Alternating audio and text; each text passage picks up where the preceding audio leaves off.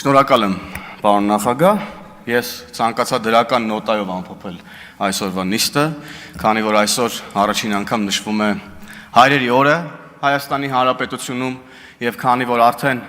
անառարկելի ճշմարտություն է, որ քաղաքացի Կտրիչ Ներսիսյանը զավակ ունի,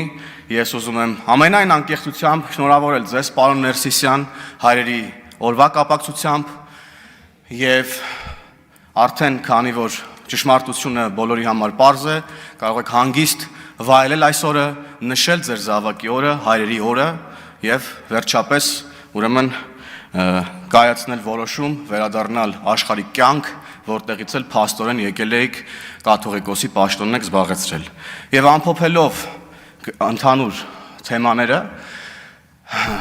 սկզբում ռոբասերժական բանդային հանեցին ժողովրդի իշխանությունը գողանալու համար, տեսանք նրանց հետ ինչ եղավ։ Հիմա արդեն քաղաքական լուսանցքում են, շուտով էլ պատմության